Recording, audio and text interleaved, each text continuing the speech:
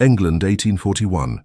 London society had spoken its final judgment upon Lady Beatrice Haraway with the cold finality of a tomb being sealed.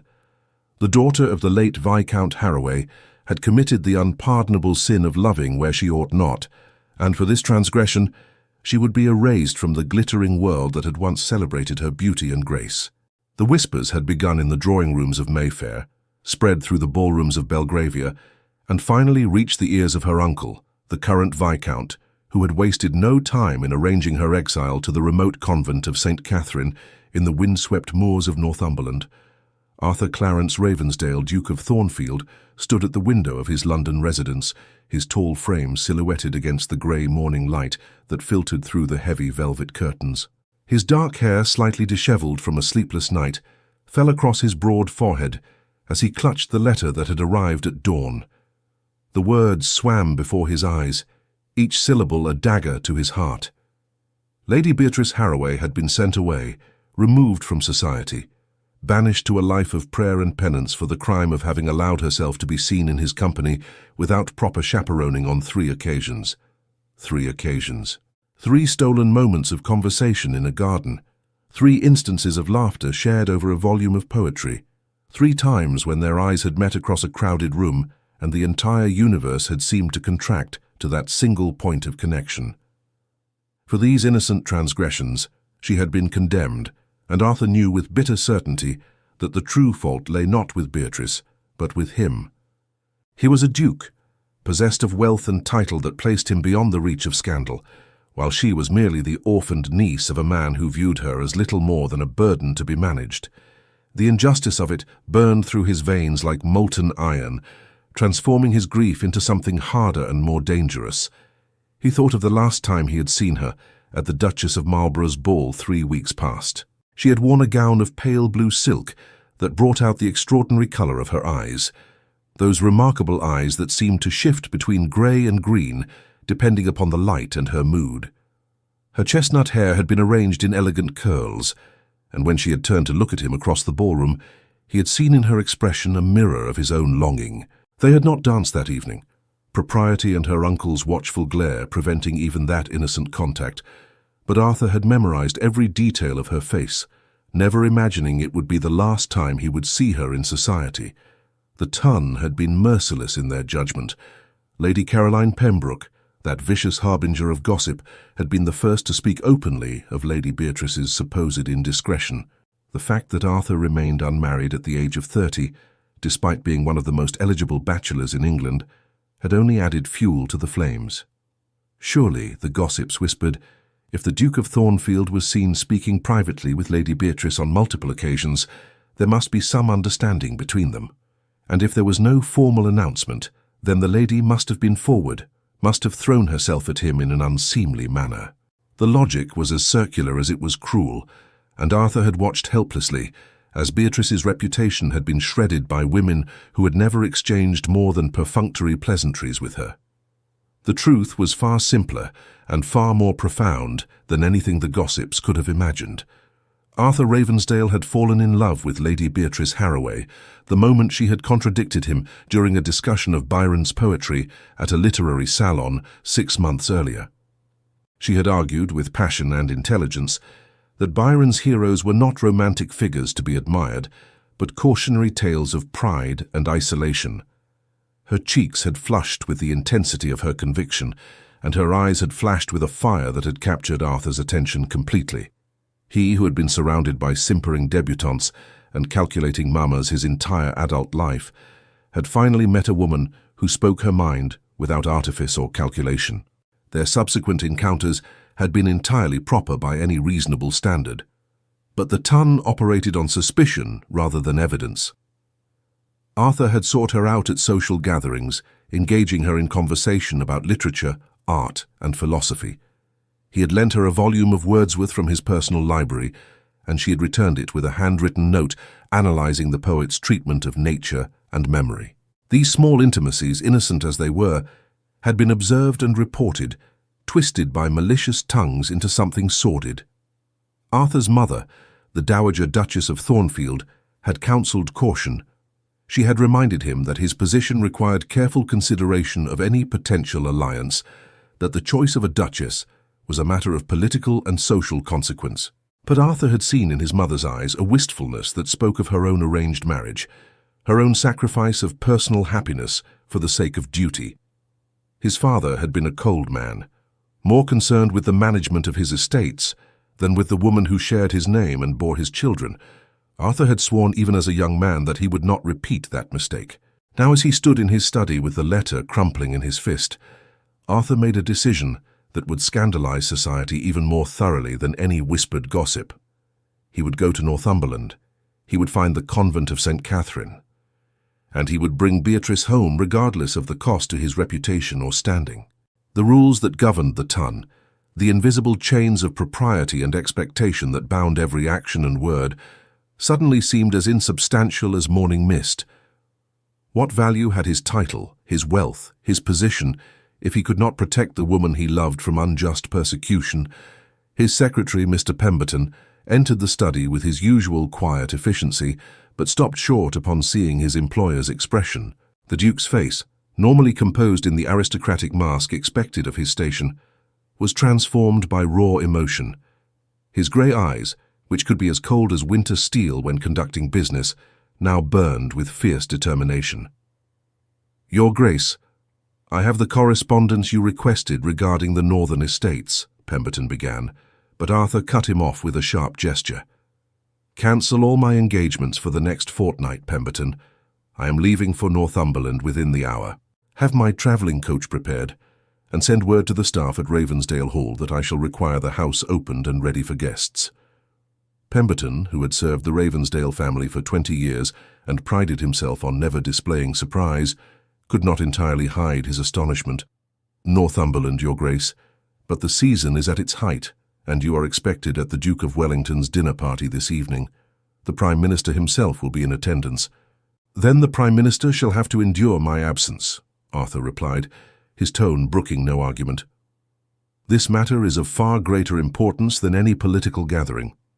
I trust you to manage any questions that arise regarding my sudden departure." The secretary recognized the finality in his employer's voice and bowed. "Of course, Your Grace. Might I inquire as to the nature of this urgent business? Should you require any particular documents or preparations?" Arthur hesitated, then decided that Pemberton's discretion had been proven over many years. "I am going to retrieve a lady who has been unjustly exiled from society. I intend to make amends for the harm that has been done to her reputation, even if that requires challenging every convention our world holds dear." Pemberton's expression softened almost imperceptibly. "Then I shall ensure that Ravensdale Hall is prepared to receive a lady of quality, Your Grace. And might I say, it is about time you put happiness before duty." The journey to Northumberland took 3 days of hard travel, the Duke's coach traversing the rutted roads of northern England with all possible speed. Arthur spent the hours rehearsing what he would say to Beatrice, imagining her reaction to his sudden appearance. Would she be angry at his presumption? Would she refuse to leave the convent, believing her reputation too damaged for any hope of restoration? Or would he see in her eyes the same love that had been evident in their stolen glances across crowded ballrooms? The countryside gradually transformed, from the gentle hills and cultivated fields of the Midlands to the wild, wind-swept moors of the north. Arthur watched the landscape through the coach window, noting how the very air seemed different here, cleaner and sharper, untainted by the coal smoke and gossip of London. Stone walls divided fields where sheep grazed, and ancient standing stones marked places where pagan rituals had once been performed. This was a harder, older England, a place where the conventions of Mayfair seemed as distant and irrelevant as the court customs of a foreign land. The convent of St. Catherine sat atop a rocky outcropping that overlooked a valley carved by centuries of wind and water. The building itself was medieval, its grey stone walls thick enough to withstand both the elements and the turbulent history of the borderlands. A single road, barely more than a track, wound its way up the hillside to the convent gates. As Arthur's coach laboured up the incline, he caught his first glimpse of the place that had become Beatrice's prison. The gates were opened by an elderly nun whose weathered face suggested a lifetime of prayer and hardship. She regarded the ducal crest on the coach door with neither awe nor servility, merely the calm patience of one who has long since ceased to be impressed by worldly titles. "I am the Duke of Thornfield," Arthur announced as he stepped from the coach, his travel cloak billowing in the sharp wind. "I have come to speak with Lady Beatrice Harroway on a matter of utmost urgency."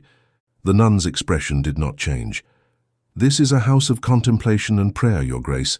We do not receive gentlemen callers regardless of their rank.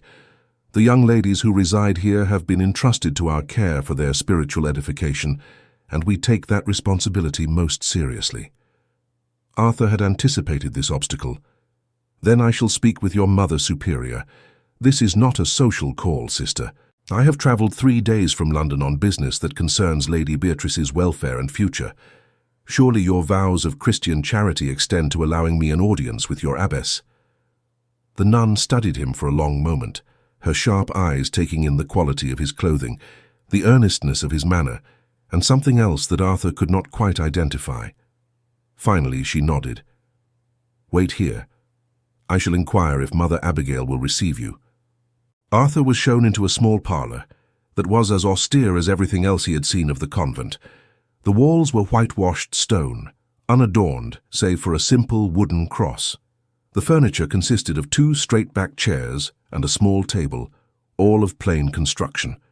A narrow window looked out over the valley, and Arthur moved to it instinctively, his restless energy unable to bear the confines of the small room. Somewhere within these walls, Beatrice was living a life utterly foreign to everything she had known.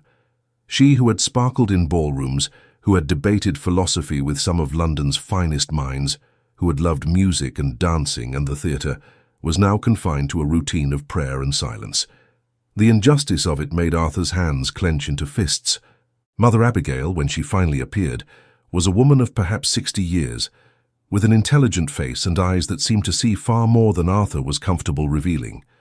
She moved with the quiet grace of long habit, her black robes rustling softly as she took the seat across from him. "Your Grace," she said, her voice cultured and educated, speaking to a background far removed from these Spartan surroundings. "Sister Margaret tells me you have come regarding Lady Beatrice Harroway. I must tell you at the outset that the lady's uncle, Viscount Harroway, has placed her in our care with explicit instructions that she is to have no contact with the outside world for a period of 1 year. We are bound to honour his wishes as her legal guardian." Arthur leaned forward, his intensity evident in every line of his body. "Mother Abigail, I have come to make amends for the harm that has been done to Lady Beatrice. The scandal that resulted in her exile was the consequence of innocent conversations between us, conversations that were twisted by malicious gossip into something improper.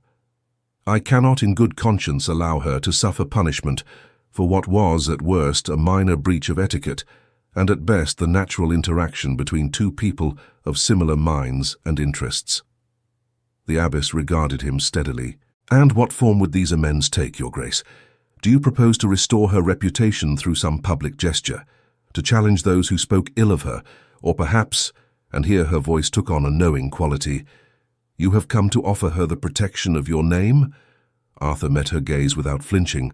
"I have come to offer her my heart, Mother Abigail, and with it my name, my title, and everything I possess. I love Lady Beatrice Harroway with a depth of feeling I did not know myself capable of experiencing. I fully intend to make her my Duchess, if she will have me, and to devil with anyone who dares question the propriety of our union." For the first time, Mother Abigail smiled, and Arthur saw in that expression a warmth that transformed her austere features. "There is honesty in your words, Your Grace, and passion. Both are qualities we see too rarely in men of your station. However, I must ask you to consider carefully what you are proposing. The scandal surrounding Lady Beatrice has not diminished in the 3 weeks since her arrival. Indeed, I have received letters from London informing me that the gossip has only intensified. Should you marry her now, you will be attaching yourself to that scandal. Your family, your peers, your position in society, all will be affected." "Then they will be affected," Arthur replied firmly. "I have spent my entire life meeting the expectations of others, fulfilling the duties of my position, conducting myself with the propriety demanded of a duke. For once I choose to act according to my own heart, rather than society's rules. If that makes me a scandal, then I embrace it gladly." Mother Abigail was silent for a moment, her fingers steepled before her in an attitude of contemplation. "Lady Beatrice has adapted to our life here with remarkable grace," she said finally. "She assists Sister Clare in teaching the village children their letters, and she has brought beauty to our chapel through her skill at embroidery. But I have seen the sadness in her eyes, the longing for a world she believes lost to her forever. She has not spoken of you directly, but I have heard her weeping in the night, and I have seen how her gaze turns southward whenever she walks in our gardens." Arthur felt his throat tighten at the image of Beatrice alone and weeping. "Then let me ease her sorrow, Mother Abigail. Allow me to speak with her, to tell her that she has not been forgotten, that there is still hope for happiness. If she refuses me, if she tells me she wishes to remain here, then I shall respect her decision. But I cannot leave without seeing her, without knowing that she understands the depth of my regard." The abbess rose from her chair and moved to the window, looking out over the valley with an expression of deep thought. When she spoke again, her voice was soft. "I was not always a nun, Your Grace. I was once engaged to be married to a young man I loved deeply, but my father discovered that my betrothed had no fortune beyond his good name and noble heart, and he forbade the match. I was sent to this convent much as Lady Beatrice was, to forget my unsuitable attachment. That was 40 years ago, and not a day has passed that I have not wondered what my life might have been had I possessed the courage to defy convention." She turned back to Arthur, and he saw in her eyes a mixture of regret and resolve. "I will allow you to see Lady Beatrice, Your Grace, though I risk the displeasure of Viscount Harroway in doing so. But I do this not for you, but for her. Every woman deserves the chance to choose her own destiny, even if that choice comes with consequences. I shall send for her now. You may speak with her in this room, and I shall ensure you are not disturbed." Arthur felt a wave of gratitude so intense it nearly unmanned him. "Thank you, Mother Abigail. Your kindness will not be forgotten." The abbess paused at the door. "See that you are worthy of her, Your Grace. Lady Beatrice is a rare soul, intelligent and compassionate, with a strength of character that many mistake for fragility. She deserves a man who will value her mind as well as her beauty, who will stand beside her as an equal, rather than expect her submission as a subject." "I am well aware of Lady Beatrice's extraordinary qualities," Arthur replied. "Indeed, it is precisely her strength and intelligence that have captured my heart so completely. I can only hope that I prove worthy of the gift she might bestow in accepting me." The minutes that passed after Mother Abigail's departure were perhaps the longest of Arthur's life. He paced the small room, alternately rehearsing and discarding speeches, his mind racing through 1,000 possible outcomes. What if Beatrice had come to hate him for the role he had played in her downfall? What if the weeks of isolation and prayer had convinced her that she was better off without the complications of love and society? What if she simply no longer felt the connection that had seemed so powerful during their brief encounters in London? The sound of approaching footsteps made his heart hammer against his ribs. The door opened, and Beatrice entered, her movements hesitant and uncertain. She wore the simple grey dress that was evidently the garb provided to ladies residing at the convent, and her chestnut hair was covered by a modest cap. But no amount of plain clothing could diminish her beauty or disguise the intelligence that shone in her eyes. Those eyes, grey-green and luminous, widened in shock as she recognized him. Her hand flew to her throat in an instinctive gesture of surprise, and for a moment she seemed unable to speak. Arthur drank in the sight of her, noting the slight shadows beneath her eyes that spoke of sleepless nights, the way her fingers trembled as they clutched at her skirts, the pulse that beat rapidly at the base of her throat. "Your Grace," she finally managed, her voice barely above a whisper, "I cannot imagine what brings you to this remote place. Surely there must be some mistake, some urgent business regarding my uncle that requires my attention." Arthur crossed the room in 3 swift strides, stopping just short of the proper distance propriety demanded. He wanted desperately to take her hands in his, to erase the formal barrier of title and convention, but he restrained himself, knowing that she needed to understand his purpose before he presumed on any intimacy. "There is no mistake, Beatrice," he said, deliberately using her Christian name, watching her eyes widen further at the familiarity. "I have come 3 days through wind and weather for the sole purpose of seeing you, of speaking truths that should have been spoken months ago. I have come to beg your forgiveness for the pain my attention caused you, and to offer you a means of escape from this exile." Beatrice pressed her lips together, and Arthur saw her struggling to maintain her composure. When she spoke, her voice shook slightly despite her obvious effort at control. "You owe me no apology, Your Grace. The fault, if fault there was, lay in my own lack of discretion. I should have been more careful to observe the proprieties, more mindful of appearances. I allowed myself to enjoy our conversations too openly, to respond too enthusiastically to your interest in my opinions. My uncle was quite clear in explaining how my behavior reflected poorly upon my family's name."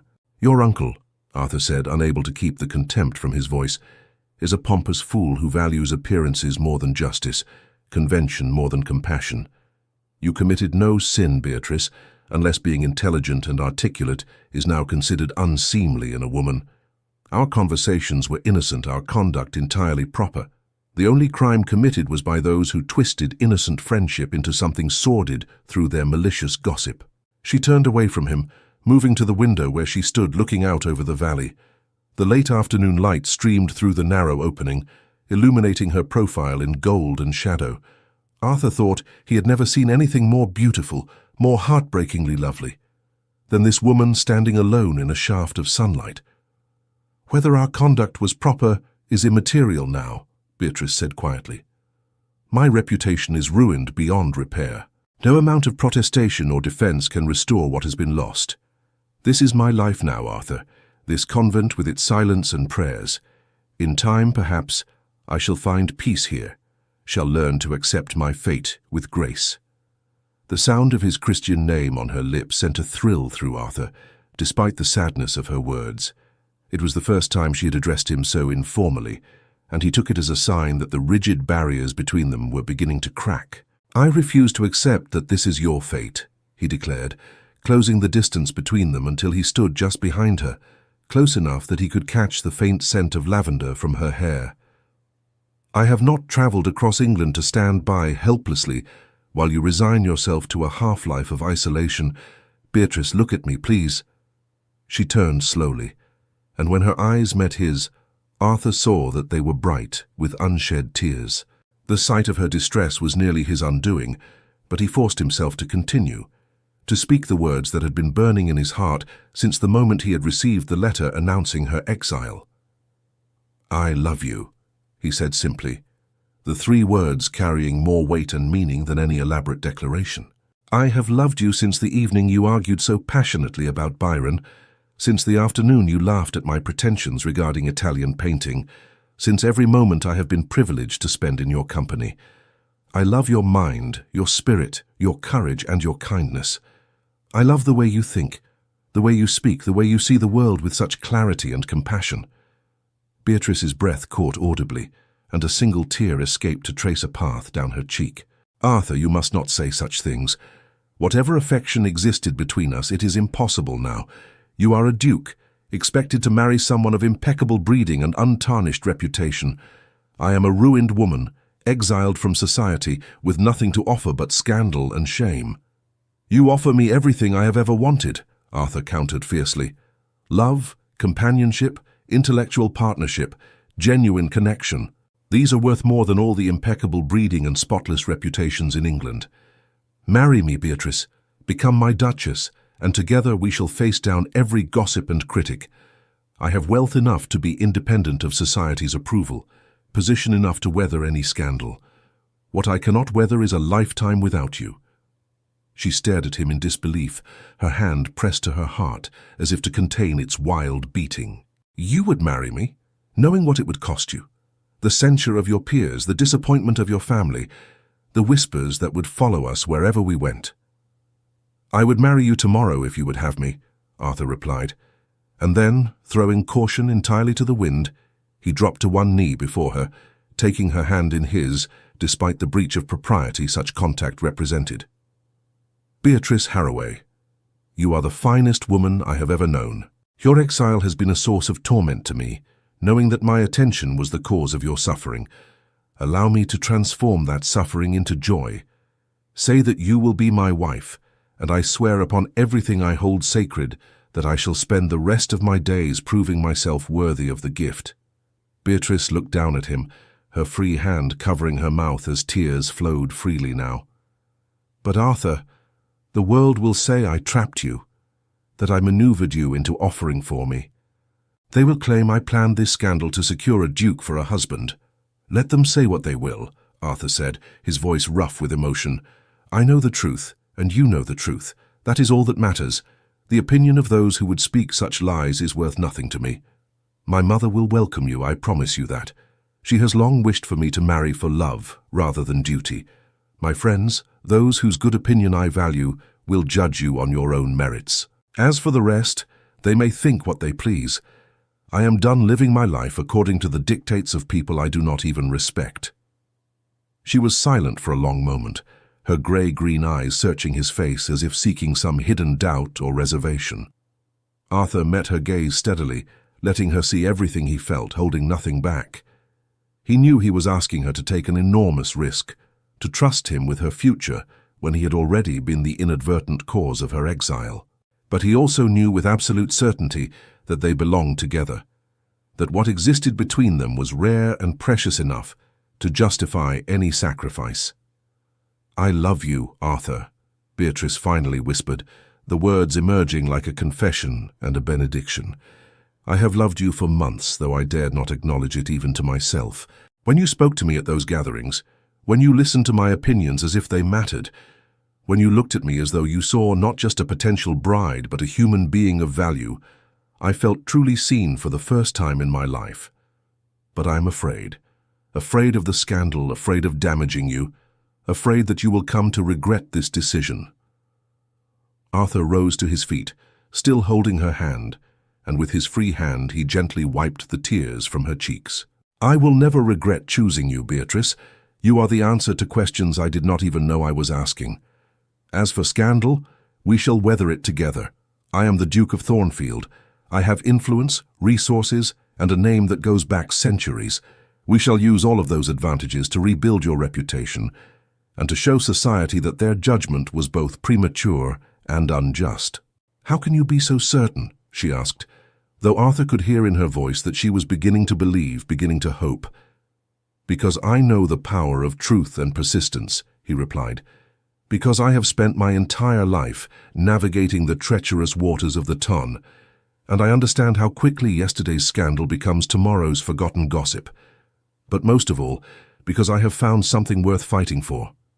You, Beatrice. Us. The life we could build together.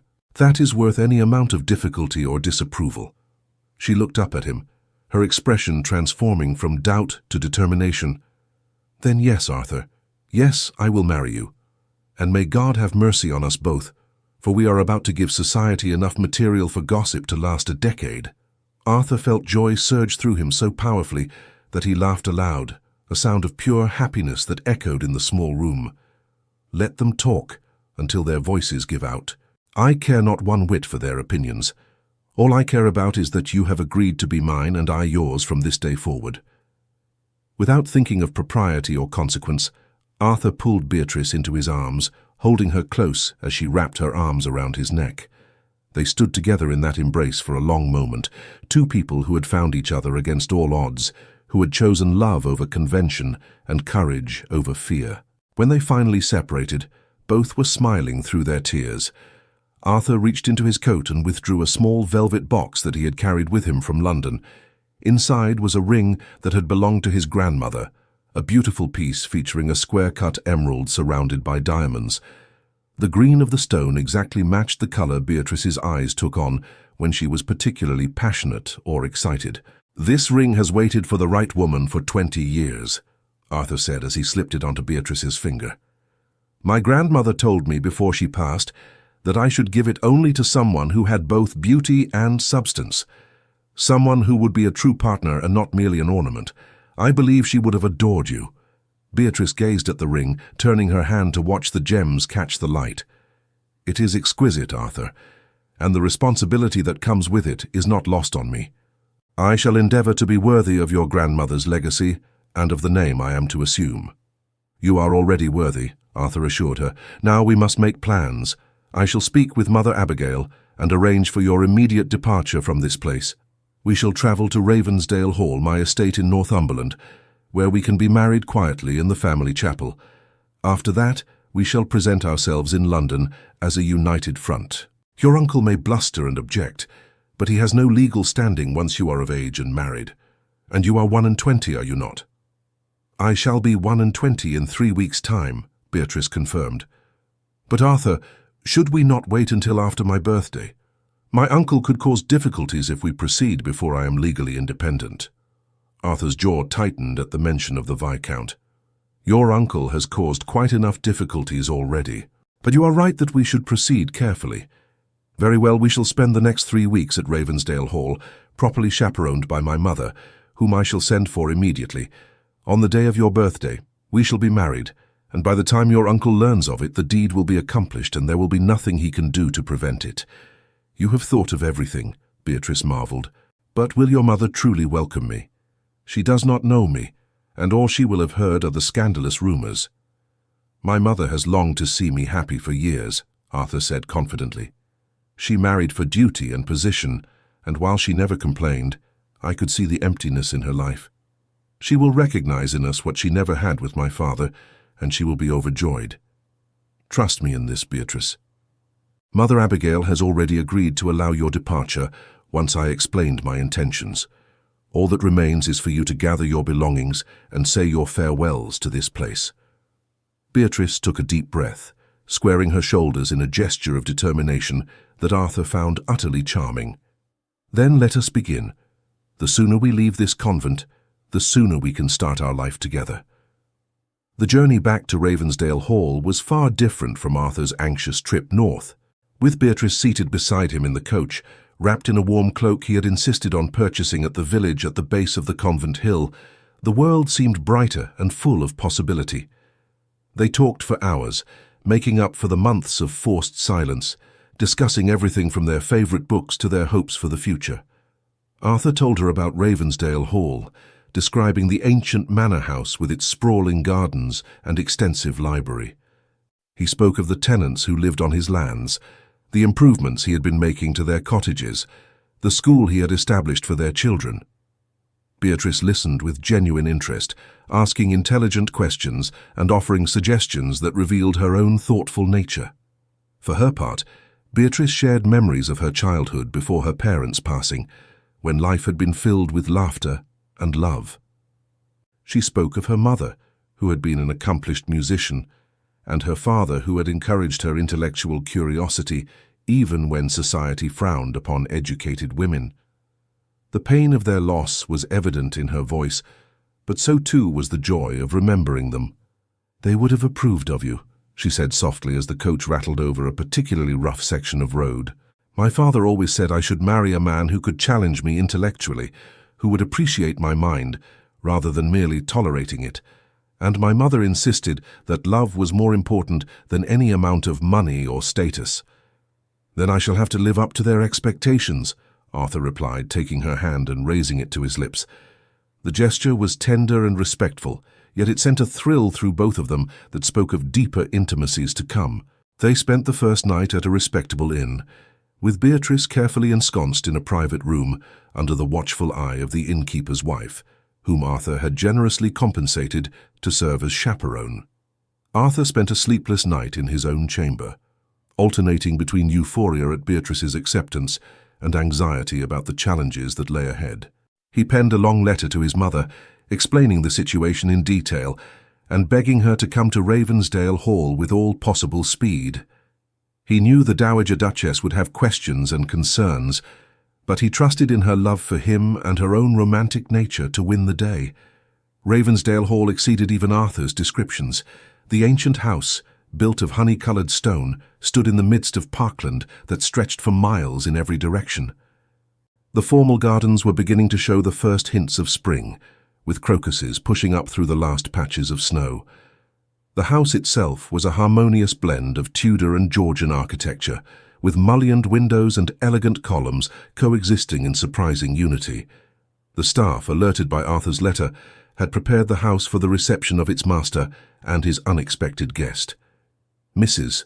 Davies, the housekeeper, was a woman of mature years and impeccable discretion, who welcomed Beatrice with warmth that spoke well of Arthur's character as an employer. The best guest suite, a series of interconnected rooms with views over the gardens, had been aired and furnished with fresh flowers and every possible comfort. "It is beautiful," Beatrice breathed as she stood at the window of her sitting room, looking out over the landscape. "I had not imagined such tranquility existed anywhere in England." Arthur, who had followed her into the room despite propriety suggesting he should remain in the hallway, moved to stand beside her. "This is to be your home, Beatrice. These lands, this house, all of it will be yours as much as mine. I want you to be happy here." She turned to him with a smile that transformed her face. "I shall be happy wherever you are, Arthur. The house is magnificent, but it is your presence that makes it feel like home." The Dowager Duchess arrived 2 days later, travelling in her own coach with her lady's maid and a mountain of luggage. Arthur waited anxiously in the entrance hall, with Beatrice standing nervously at his side. He had assured her repeatedly that his mother would welcome her, but he could see the doubt in her eyes, the fear that she would be judged and found wanting. The Dowager Duchess of Thornfield was a tall, elegant woman in her late 50s, with silver hair and the same grey eyes that Arthur had inherited. She swept into the entrance hall with the bearing of one accustomed to command, her travelling cloak billowing behind her. Arthur felt Beatrice tense beside him, and he gave her hand a reassuring squeeze before stepping forward to greet his mother.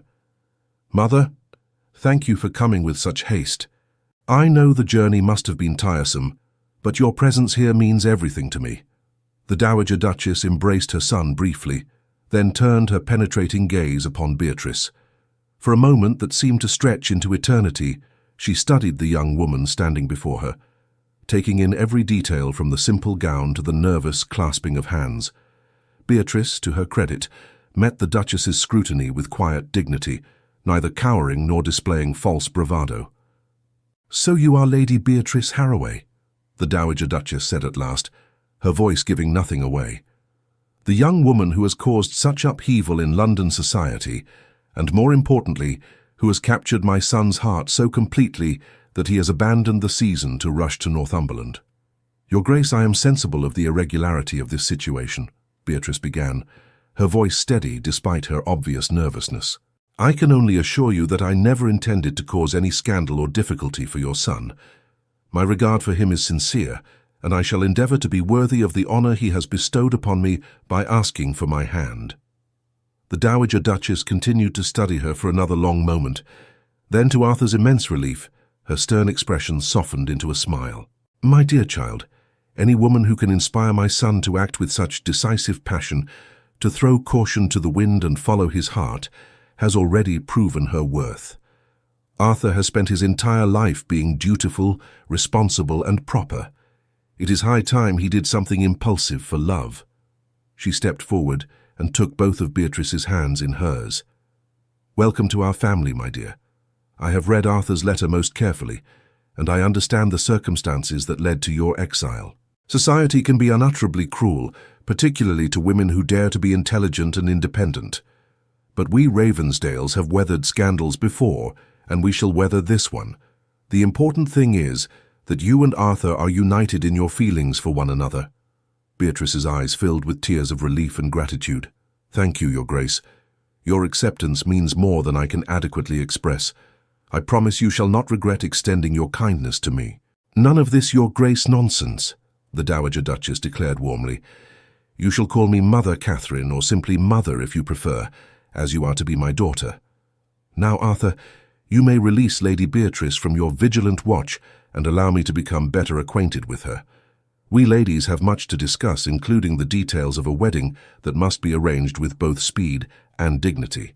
Over the following days, Ravensdale Hall became a hive of activity as preparations for the wedding commenced in earnest. The Dowager Duchess, despite her acceptance of the unconventional circumstances, insisted that propriety be observed as much as possible. Beatrice and Arthur were not permitted to be alone together, though they managed to steal moments in the library and during walks in the garden, always with a maid or footman hovering at a discreet distance. Mother Catherine, as Beatrice had begun to call her, proved to be an invaluable ally. She took charge of ordering Beatrice's trousseau, using her own modiste who travelled from London with trunks full of fabrics and patterns. The wedding gown was to be an elegant creation of ivory silk, with delicate lace at the sleeves and neckline, suitable for a chapel wedding, yet beautiful enough to serve as a statement of the bride's refinement and taste. "We must be strategic in our approach to society," Mother Catherine explained one afternoon, as she and Beatrice sat in the morning room, reviewing guest lists and correspondence. "The wedding itself will be intimate, attended only by those we can trust to be supportive, but afterwards we shall host a grand ball at the London house, a celebration that will force society to acknowledge your marriage and your position as the Duchess of Thornfield. Those who attend will be seen as accepting the union, and those who refuse will mark themselves as churlish and spiteful." Beatrice marvelled at the older woman's tactical thinking. "You make it sound like a military campaign." "My dear, that is precisely what it is," Mother Catherine replied with a knowing smile. "Society is a battlefield, and we must choose our ground carefully. Arthur's position gives us tremendous advantages. There are many families who will swallow their reservations for the sake of maintaining favour with a duke, and once a few influential hostesses accept you, the rest will follow like sheep. Humans are remarkably predictable in their desire to be on the winning side." Arthur, meanwhile, was managing the legal and practical aspects of their impending marriage. He had sent word to Beatrice's uncle, the Viscount Harroway, informing him in the most formal terms possible that Lady Beatrice would be marrying the Duke of Thornfield on her 21st birthday. The letter had been crafted to give the Viscount no grounds for objection, while making it abundantly clear that his opinion on the matter was neither sought nor required. The response, when it came, was exactly what Arthur had expected. Viscount Harroway wrote in outraged tones about his niece's ingratitude, about the Duke's presumption in removing her from the convent without his permission, and about the scandal that would surely result from such a hasty marriage. The letter concluded with a barely veiled threat to contest the marriage on grounds that Beatrice had been manipulated or coerced. Arthur read the letter aloud to Beatrice and his mother over dinner, his voice dripping with disdain. "The man actually has the audacity to suggest that I have somehow compromised you into accepting my proposal, as if 3 weeks in a convent under the supervision of nuns could provide any opportunity for impropriety." "My uncle has always valued appearances over truth," Beatrice said quietly. "He was content to exile me to avoid scandal, but now that I am to marry a duke, he no doubt regrets his hasty decision. I suspect he had hoped to eventually arrange a marriage for me to some minor gentleman who would overlook my damaged reputation in exchange for my modest dowry." "Well, he has lost that opportunity," Arthur declared firmly, "and once we are married, he will have no claim over you whatsoever. I have instructed my solicitor to ensure that every legal detail is attended to properly. There will be no grounds for him to challenge the marriage, no matter how desperately he might wish to do so." As Beatrice's birthday approached, the atmosphere at Ravensdale Hall grew increasingly joyful. The house staff, who had quickly come to admire their future duchess for her kindness and lack of pretension, decorated the chapel with spring flowers and ribbons. The village church bells were to ring out in celebration, and Arthur had arranged for a feast to be provided to all his tenants in honor of the occasion. The night before her birthday, Beatrice stood once again at the window of her sitting room, looking out over the moonlit gardens. She heard a soft knock at her door and called permission to enter, expecting her maid. Instead, Mother Catherine appeared, wrapped in a dressing gown and carrying a small wooden box. "I thought you might be unable to sleep," the Dowager Duchess said gently. "I know I could not rest easy the night before my own wedding. May I sit with you for a moment?" "Of course," Beatrice replied, gesturing to the chairs by the fireplace, "though I confess I am surprised you wish to spend time with me so late in the evening. Surely you must be exhausted from all the preparations." Mother Catherine settled into her chair with a sigh of contentment. "My dear child, I have been looking forward to this conversation. You see, I have something I wish to give you, and something I wish to tell you, and both are best done in private." She opened the wooden box to reveal a stunning necklace of pearls interspersed with sapphires. The gems glowed in the firelight, clearly pieces of significant age and value. "This necklace belonged to Arthur's grandmother, the woman whose ring you now wear. She gave it to me on the day I married Arthur's father, along with some advice that I have never forgotten." Beatrice leaned forward, captivated by both the beauty of the jewelry and the emotion in Mother Catherine's voice. "What did she tell you?" "She said that marriage to a duke was both a privilege and a challenge, that I would be expected to fulfill certain roles and maintain certain standards, but that I must never lose myself in the process. She told me that the secret to happiness was to remember that I was not just a duchess, but a woman with my own thoughts, feelings, and dreams. And she made me promise that if I ever had the opportunity to advise another young woman entering this family, I would pass along her wisdom." Mother Catherine fastened the necklace around Beatrice's neck, her fingers gentle and practiced. "Arthur's father was a good man in his way, but he was raised to believe that emotion was weakness and that duty was everything. Our marriage was cordial and respectful, but it lacked the warmth and passion that I had hoped for. I do not tell you this to sadden you, but to explain why I am so delighted by your union with Arthur. My son loves you, truly loves you, in a way his father never learned to love anyone. He sees you as his equal, values your mind and spirit as much as your beauty. That is a rare and precious thing, Beatrice. Promise me that you will nurture that love, that you will never allow the demands of society or the weight of your position to diminish what you share." Beatrice felt tears prick her eyes as she touched the necklace at her throat. "I promise, Mother Catherine. Arthur has given me a second chance at happiness when I thought my life was over. I shall treasure him and our love every day we are blessed to share together." The Dowager Duchess embraced her warmly. "Then I shall sleep easy knowing that my son has found the partner he deserves. Now you must rest, for tomorrow is a momentous day. You shall wake as Lady Beatrice Haraway and go to sleep as the Duchess of Thornfield. That transformation, while merely a matter of words and ceremony, will change your life in ways both wonderful and challenging." The morning of Beatrice's 21st birthday dawned clear and bright, with spring sunshine flooding through the windows of Ravensdale Hall. Beatrice was awakened early by her maid, who brought breakfast on a tray along with a note from Arthur. The message was brief but heartfelt, expressing his love and anticipation for the ceremony to come. The morning passed in a flurry of activity as Beatrice was bathed, dressed, and coiffed for her wedding. The ivory silk gown fit perfectly, and with Mother Catherine's sapphire and pearl necklace and Arthur's grandmother's ring, she looked every inch a duchess.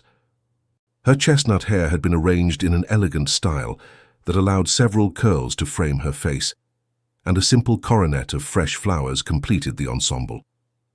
When she finally stood before the mirror in her chamber, Beatrice barely recognized herself.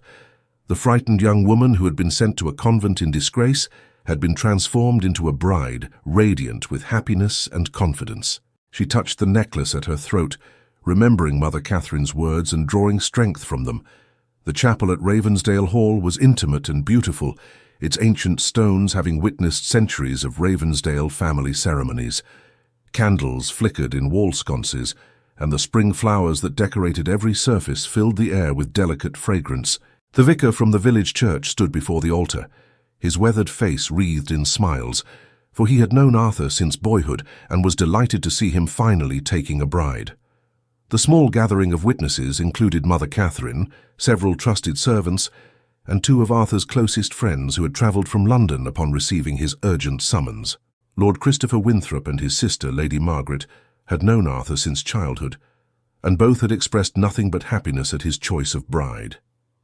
As the organ began to play, Beatrice walked down the aisle on the arm of Mr. Pemberton, Arthur's secretary, who had graciously agreed to give her away in the absence of any male relative willing to perform the office. Her eyes, however, were fixed entirely on Arthur, who stood waiting for her at the altar.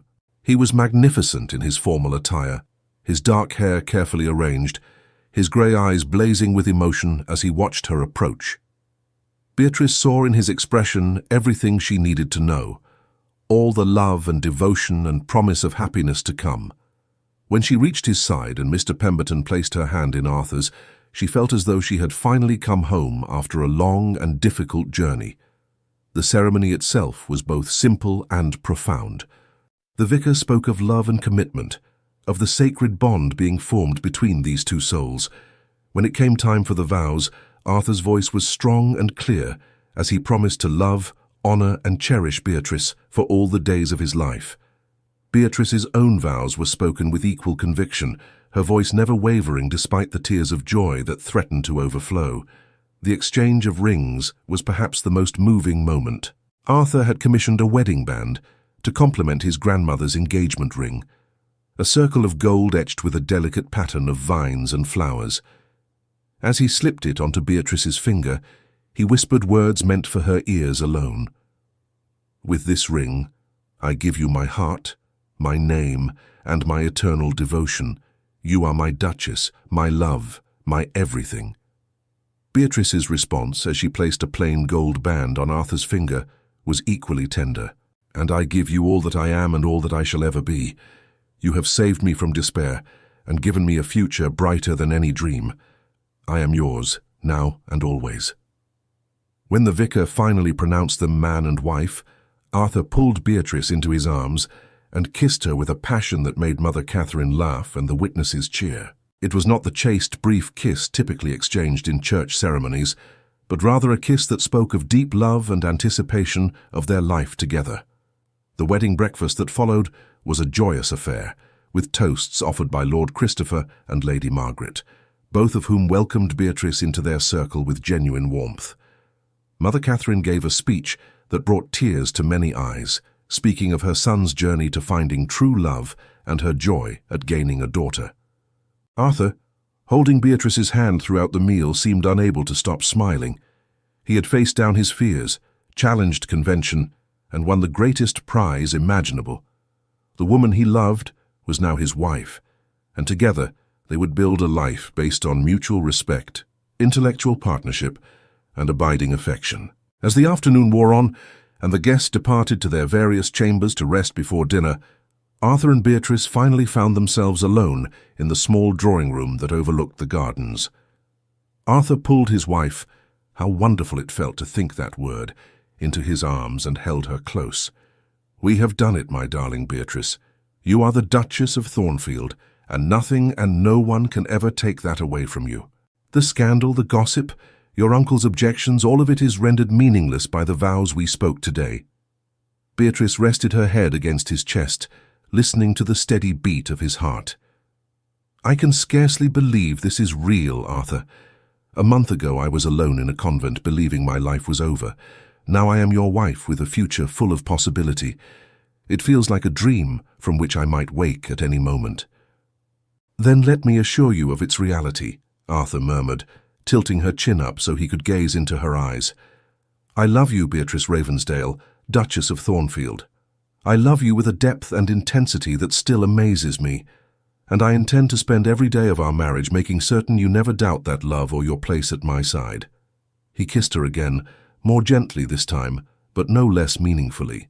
Beatrice responded with matching tenderness, her arms wrapping around his neck as she gave herself over to the moment. When they finally separated, both were breathless and smiling. "Now comes the interesting part," Arthur said with a rueful grin. "We must return to London and face society as a married couple. Are you prepared for the battle ahead, my warrior Duchess?" "With you beside me, I am prepared for anything," Beatrice replied, with a confidence that surprised even herself. "Let them whisper and speculate. Let them judge and criticize. I am the Duchess of Thornfield, married to a man I love and who loves me in return. That is armor enough against any weapon society might wield." 2 weeks later, the Duke and Duchess of Thornfield made their entrance into London society at a grand ball hosted at Thornfield House in Grosvenor Square. The event had been planned with meticulous care by Mother Catherine, who understood exactly how to leverage the family's influence and connections. Invitations had been sent to every significant family in the ton, and refusal to attend would be seen as a direct snub to one of England's premier dukes. The ballroom at Thornfield House was magnificent, decorated with thousands of flowers and lit by enormous crystal chandeliers. An orchestra played in the gallery, and servants circulated with champagne and delicacies. The stage was set for Beatrice's reintroduction to society, and the ton had turned out in force, their curiosity overcoming any reservations about the scandal. Arthur and Beatrice received their guests at the entrance to the ballroom, presenting a united front of confidence and dignity. Beatrice wore a gown of deep sapphire silk that brought out the colour of her eyes, along with Mother Catherine's necklace and a diamond tiara that had belonged to Arthur's grandmother. She looked every inch a duchess, her bearing regal and her manner gracious. The whispers, of course, were inevitable. Beatrice could hear the susurrus of gossip that followed in their wake as they moved through the ballroom. But she held her head high, her hand resting lightly on Arthur's arm, and met every curious gaze with calm assurance. Arthur, for his part, was the picture of pride and devotion, introducing his duchess with unmistakable affection and making it clear that anyone who treated her with anything less than respect would answer to him. The turning point came when the Duchess of Marlborough, one of the ton's most influential hostesses, approached them with a warm smile. "Your Grace, Duke Arthur, how delightful to see you both. Lady Beatrice, or rather Duchess Beatrice, may I say that marriage clearly agrees with you. You look absolutely radiant." The Duchess's public approval was like a dam breaking. Suddenly, other guests felt emboldened to approach and offer their congratulations. Lady Caroline Pembroke, that vicious gossip who had been instrumental in spreading rumours about Beatrice, found herself increasingly isolated as former allies flocked to curry favour with the new Duchess. When the orchestra struck up a waltz, Arthur led Beatrice onto the dance floor, and every eye in the ballroom watched as they moved together with perfect synchronicity.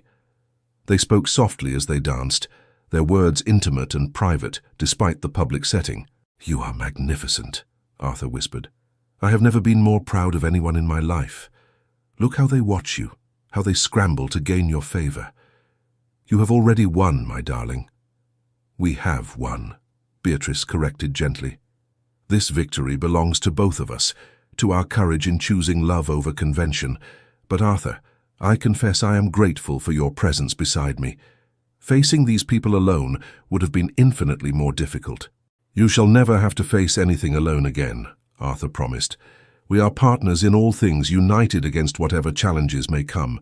That was my vow to you in the chapel at Ravensdale Hall, and I intend to honour it every day of our lives." As the evening progressed, Beatrice found herself surrounded by women eager to make her acquaintance. Several confessed in hushed tones their admiration for her courage in defying convention to marry for love. Young ladies looked at her with something approaching envy, while their mammas calculated furiously how they might secure similar advantageous matches for their own daughters. Lord Christopher Winthrop, dancing with Beatrice later in the evening, while Arthur spoke with political associates, expressed his delight at the evening's success. "You have carried the day splendidly, Your Grace. I dare say that by tomorrow morning the scandal will be entirely forgotten, replaced by a new narrative about the great romance between the Duke of Thornfield and his Duchess. Society does love a love story, particularly when it involves wealth, title, and a happy ending." "I hope you are correct, my lord," Beatrice replied, "though I confess that even if the gossip were to continue, it would matter less to me now. I have Arthur. I have a position that allows me to do genuine good in the world, and I have the respect of those whose opinions I value. The rest is merely noise." By the end of the evening, as the last guests departed, and Arthur and Beatrice finally found themselves alone in the drawing room, both were exhausted but triumphant. Arthur pulled his wife into his arms, loosening her elaborate coiffure and pressing kisses to her temple. "It is done, my love. You have been officially accepted by society as the Duchess of Thornfield. Any remaining whispers will fade with time, and your reputation is restored. You are free to take your rightful place in the world." Beatrice looked up at him, with eyes that shone with love and gratitude. "I am free because of you, Arthur, because you had the courage to shatter every limit society placed upon us, to fight for our love, when it would have been easier to bow to convention. I shall spend the rest of my life being worthy of that sacrifice." "It was never a sacrifice," Arthur replied firmly. "Choosing you was the easiest decision I have ever made. You are my heart, Beatrice, my conscience, my joy. Everything I have, everything I am, is better because you are part of it. In the months and years that followed, the Duke and Duchess of Thornfield became known not just for their romantic story, but for their partnership in all things. Beatrice used her position to champion causes close to her heart, establishing schools for girls and supporting artists and writers. Arthur involved her in the management of his estates, valuing her insights and intelligence in all business matters. They had their challenges, certainly. Beatrice's uncle continued to send occasional letters, filled with recriminations and demands, but Arthur ensured they never reached his wife's eyes. Lady Caroline Pembroke and her ilk continued to whisper their poison, but found their influence waning as Beatrice's genuine kindness and grace won over even the most hardened skeptics. The birth of their first child, a daughter they named Catherine after Arthur's mother, cemented Beatrice's place in society completely. The baby girl was celebrated across London, and her christening was attended by the highest ranks of the aristocracy. Arthur, who had been feared might prefer a male heir, openly doted on his daughter, and announced that he hoped for many more children, regardless of their gender. Mother Catherine, watching her son and daughter-in-law navigate the challenges of marriage and parenthood, found a happiness she had never known in her own marriage. She became a devoted grandmother and a trusted advisor, her strategic mind helping to guide the younger couple through the occasional pitfalls of aristocratic life. As for Beatrice and Arthur, their love only deepened with time. They never forgot the difficult journey that had brought them together, the scandal and exile that had nearly separated them forever. But those trials had forged a bond that proved unbreakable, built on a foundation of mutual respect, intellectual companionship, and profound affection. On their 5th wedding anniversary, Arthur presented Beatrice with a portrait he had commissioned, depicting her not in the formal style typically reserved for duchesses, but in a more intimate setting.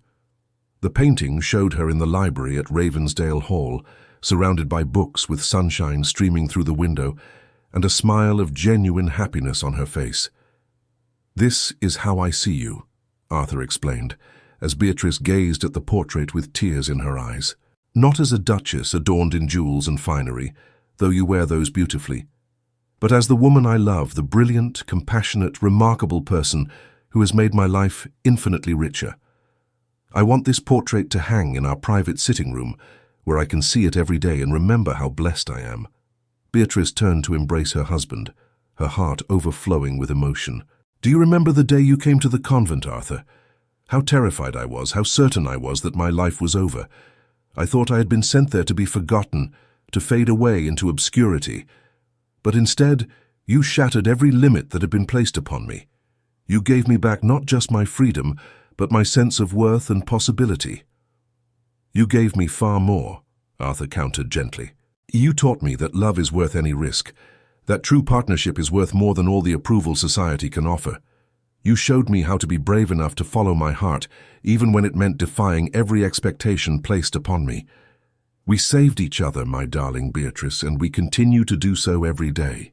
They stood together in their library, surrounded by the books they loved, in the house that had become their sanctuary, and reflected on the extraordinary journey that had brought them to this moment. Society, which had once seemed so powerful and judgmental, had faded into the background. What mattered was the life they had built together, the love that sustained them, and the future that stretched before them full of promise. The scandal that had once threatened to destroy Beatrice had become merely a footnote in their story, a brief chapter in a much larger and more beautiful narrative. Those who had condemned her so readily had either been won over by her grace and character, or found themselves increasingly irrelevant as the Duke and Duchess of Thornfield's influence and popularity grew. History would remember them not for the scandal, but for the love story that transcended it. In an age when marriages were typically arranged for advantage, and affection was considered secondary at best, Arthur and Beatrice Ravensdale stood as an example of what was possible when two people had the courage to choose each other despite every obstacle. Their story became the stuff of legend, whispered by young ladies who dreamed of finding such love themselves, and by young gentlemen who aspired to Arthur's courage in defying convention. The convent of St. Catherine, which had been meant as Beatrice's tomb, became instead a symbol of the darkness before dawn, the trial that must be endured before happiness can be fully appreciated. And through it all, through every triumph and challenge, every joy and sorrow, Arthur and Beatrice remained united. They had shattered the limits that society sought to impose, had proven that love could indeed conquer scandal and fear, and had built a life together that was as fulfilling as it was unconventional. Years later, when their grandchildren would ask about the early days of their marriage, about the scandal and the exile and the dramatic rescue, Beatrice would smile and take Arthur's hand, and together they would tell the story. Not as a cautionary tale about the dangers of defying society, but as a testament to the transformative power of love, courage, and the willingness to fight for what truly matters. The world will always have limits it tries to place upon us, Arthur would tell his grandchildren. Rules about who we can love, how we must behave, what we are allowed to dream, but those limits only have power if we grant it to them. Your grandmother and I learned that love, real love, is worth breaking any rule, defying any convention, enduring any scandal. And we learned that together, two people who truly love each other can overcome anything. Beatrice would add, her eyes still sparkling with the same intelligence and fire that had first captured Arthur's attention all those years ago. I was sent to that monastery to be forgotten, to have my spirit broken and my dreams extinguished. But your grandfather refused to allow that fate. He shattered every limit, every barrier, every convention that stood between us. And in doing so, he taught me the most important lesson of all, that we are only as imprisoned as we allow ourselves to be, and that true freedom comes not from external circumstances, but from the courage to choose our own path. As the sun set over Ravensdale Hall, casting golden light across the gardens where generations of Ravensdales had walked, Arthur and Beatrice would look at each other with the same love and devotion that had sustained them through every trial. They had been tested by scandal, separated by injustice, and challenged by society's disapproval. But they had emerged victorious, not because they were perfect, but because they had refused to give up on each other or on the possibility of happiness. Their story was a reminder that sometimes the greatest love stories are born not in ease and comfort, but in adversity and struggle. That the truest test of devotion is not how we behave when everything is perfect, but how we fight for each other when everything seems lost. And that the limits society places upon us are only as strong as our willingness to accept them. In the end, Lady Beatrice Haraway had not been forgotten in that remote monastery. Instead, she had been transformed, refined by trial, and ultimately elevated to heights she could never have imagined. And Arthur Clarence Ravensdale, Duke of Thornfield, had proven that true nobility lies not in blindly following society's rules, but in having the courage to write one's own story, to choose love over convention, and to shatter every limit in pursuit of genuine happiness. Their love had scandalized London, defied convention, and ultimately transformed not just their own lives, but the lives of countless others who drew inspiration from their courage.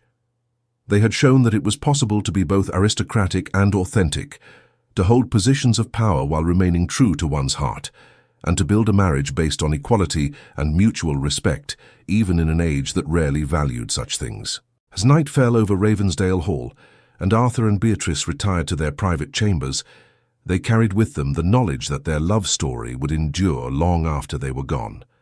It would be told and retold, inspiring future generations to believe in the possibility of true love, to fight for their own happiness, and to never accept the limits others try to impose. For they had proven beyond any doubt that love, when it is real and true and fought for with every ounce of courage one possesses, can indeed shatter all limits and triumph over every obstacle. And that is a lesson worth remembering, worth celebrating, and worth passing down through the generations. Thank you for staying with us until the end of this emotional journey. If this story touched your heart, we invite you to subscribe, like, comment, and share our channel. Your support inspires us to keep creating more stories of love, redemption, and breathtaking twists. Help us reach our first 2,000 subscribers, and together we'll continue sharing tales that warm the heart. At the end of this video, you'll see a suggestion for another of our historical stories. Click and let yourself be enchanted by another unforgettable tale, with all our gratitude, echoes of romance.